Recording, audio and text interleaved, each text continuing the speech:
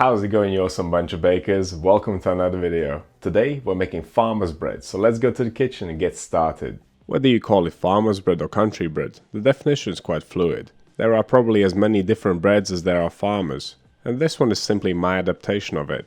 But whatever we decide to call it, I'm sure we can agree that it's beautiful, and I can tell you that it tastes amazing. A slow cold fermentation for 24 hours in the fridge gives this bread a great depth of flavor.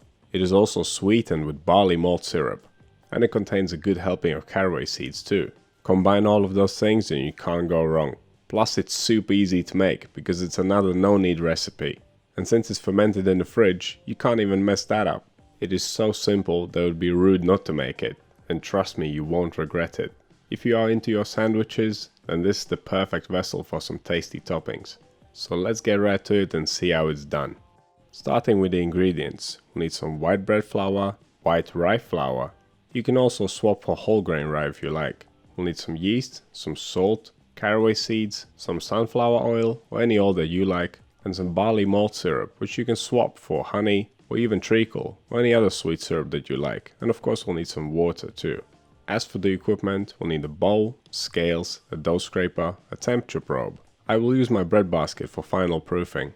It doesn't matter if your basket is round or oblong shaped, just use whatever you have. And if you don't have a basket, then you can simply use a bowl or a cake tin, which you can line with a clean cloth. Or you could simply proof this loaf on a tray and bake it that way. Or just bake it in a bread tin. There are so many options and all of them will work. Steam is quite important in bread making, and one of the greatest steaming methods is using a cast iron pot with a lid or a Dutch oven. It traps the steam inside and it bakes the bread evenly from all sides at the same time. Again, you don't need one of these, you can make this bread without it easily. There are other ways of steaming your dough. My personal favorite is a spray bottle with water, but there are a few more. You can find a full video about that in the Principles of Baking playlist. Now to get that beautiful pattern on the loaf, we need to score it. And again, there are options. You can use a sharp knife, you can even use a pair of scissors. But I went with the razor blade, because it's the sharpest. It gives the more consistent results, and it's much easier to use than the others. But use what you have. Okay, with all that out of the way, let's start making our dough. First things first is of course temperature control. My kitchen's pretty cool, at around 22 degrees Celsius or 70 Fahrenheit. So I won't use slightly warmer water, because this is a no-knead dough. We are aiming for a final dough temperature of around 25 degrees Celsius or 77 Fahrenheit. Now caraway seeds pack loads of flavor, and they are plenty tasty as they are. But to get the most out of them, you could grind them down a little bit like I'm doing here with a pestle and mortar, or you could use a food processor too. And you don't need to grind them down to a powder, just bruise them up a little bit. This step is not essential, you can use them as they are, there's nothing wrong with them. But I really enjoy caraway flavor, that's why I do it.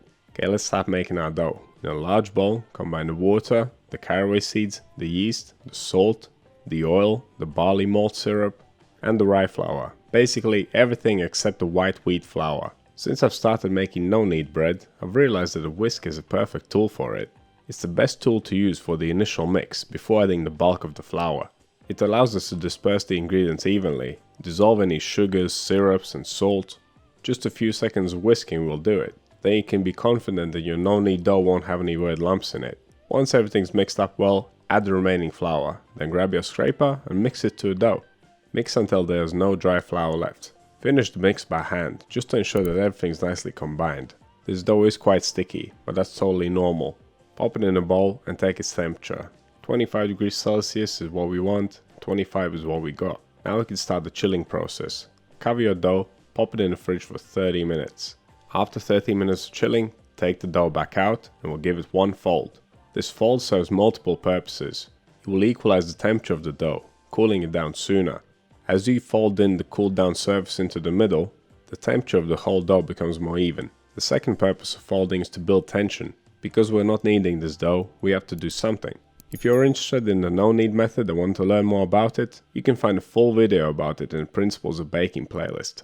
Okay, after you folded your dough, pop it back into the bowl, cover it up again, and place it in the fridge for the long cold ferment. Around 24 hours is the sweet spot for it, but you can certainly leave it in there for longer.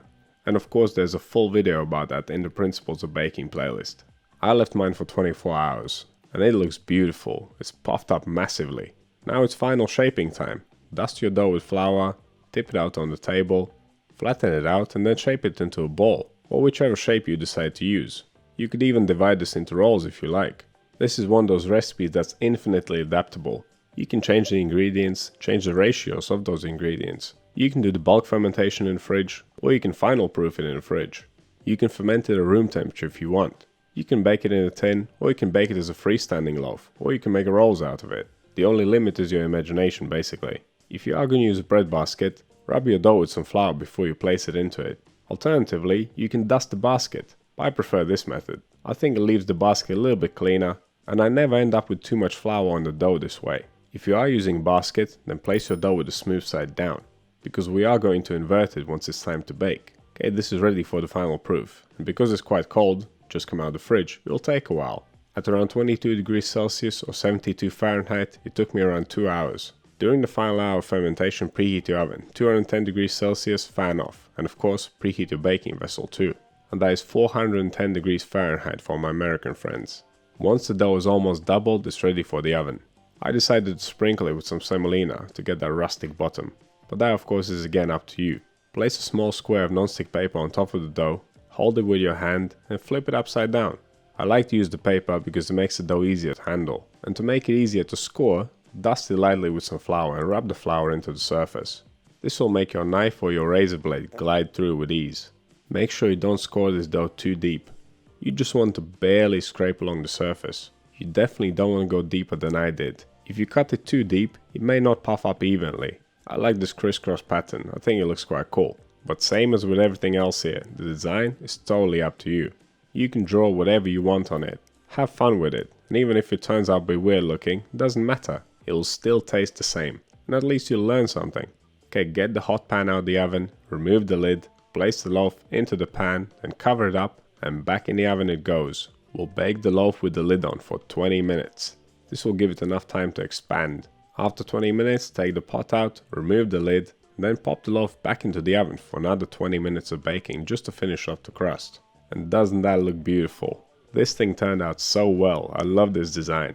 It kind of reminds me of Hellraiser, but there you have it. That's how you make farmer's bread, or at least a version of it. I want to say thanks to Lan for reminding me to make this. This one's for you. I'm sure we will all be seeing this in our Flickr group very soon. And if you are also interested in sharing your bakes, you can find a link to the Flickr group down below. So what do you think this recipe? Have you ever made something like this before? Let me know down in the comments. If you want to see more videos like this one, click over here. Subscribe to the channel, click right here. That's all I have for you today. Thank you so much for watching, and I'll see you in the next one.